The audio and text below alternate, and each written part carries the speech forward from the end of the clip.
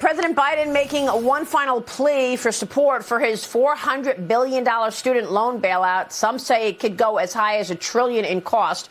The deal will be in front of the Supreme Court today in a hearing. Watch this. The only thing blocking that plan is opponents of the plan suing us. Today, there was argued in the Supreme Court whether or not my plan is able to be done by executive order. They're the same folks who had hundreds of thousands of dollars, even millions of dollars in pandemic relief loans forgiven Republicans, who voted for tax cuts for overwhelmingly benefit the wealthiest people in America, who are the people who paid to bring these suits. Look, folks, you got to give me a break. Yeah, the Supreme Court will hear the arguments later on this morning on two cases challenging the student loan forgiveness. One involves 6 states wanting to block the federal handout, calling it executive overreach. Joining me now is Iowa Attorney General Brenna Bird. AG Bird, thanks very much for being here this morning. You're going to be at the Supreme Court today. Iowa, one of the states challenging this student loan bailout of Joe Biden's. Tell me what you're expecting and make the argument for us. Yes, well, we are looking forward to our day in court. We are going to enforce the Constitution on the federal government. That's the role of state attorneys general. And, you know, Biden has engaged in this massive power grab to cancel student loans without legal authority. And that's wrong. That's unconstitutional. And it violates the very separation of powers we have in our Constitution. Yeah, I mean, we showed a tweet this morning from the House Committee on Education, and it was about Virginia Fox, who joined Larry Kudlow yesterday. And she says the president cannot be the legislative and executive branch. He has no authority to do what he's doing. So walk us through what the Constitution says. This is a law that Congress has to set. You can't just come in and be the king and think you're going to change the law of the land, right?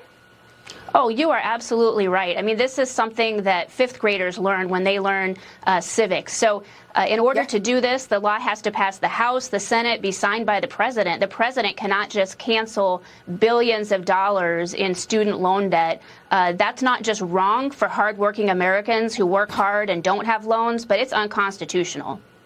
Yeah, but AJ, we've seen this before. This is what Joe Biden did in the middle of COVID with his COVID mandate, right?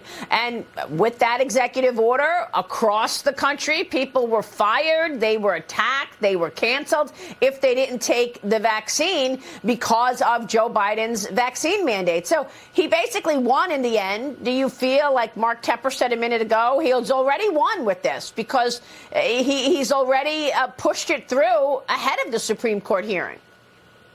Well, here we know that we have to push back against all of these executive orders, whether it's student debt cancellation or COVID mandates, because we can see President Biden, when he doesn't get his way or he can't through Congress, he just tries to take bold executive action that is wrong and unconstitutional, and we'll take him to court to stop it. And that's what we're doing here today. That case will be argued before the Supreme Court this morning.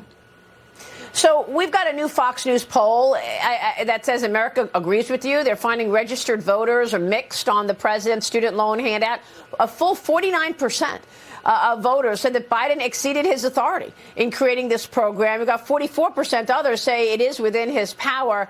AJ, what's the timing on this? So you'll be heard today. And what are you expecting at the end of today? Do you expect you'll have a ruling? How do you see this playing out?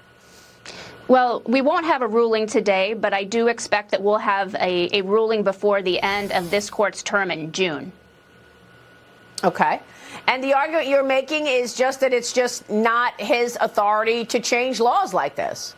Oh, it's absolutely not his authority, and it goes even further than that. I mean, many Americans decide to go straight into the workforce or start a business, start a family, go into the military. They shouldn't be forced to pay for someone else's gender studies degree. The Constitution doesn't allow it, and we go to court to stop that as state attorneys general. Well, it's a good point that you make because you're defending those people who actually don't get such an incredible opportunity to just borrow all that money and then get it forgotten. Those people who decided to go to school, work 3 jobs, pay their debt, get out of debt, have, no impact whatsoever. That's right. And I think the reason why we know that Biden announced this in August, just before the election, it was a play for votes. It was an attempt to buy votes. And, you know, when I talk to Iowans, folks in my state, I hear a lot of people upset. I mean, many people like myself, I worked hard to pay off my college and law school debt. Worked hard. Nobody forgave it for me. Also, many other people work hard entering the workforce, and, you know, nothing is there to help them with the student debt cancellation. They're on the hook for it, in fact.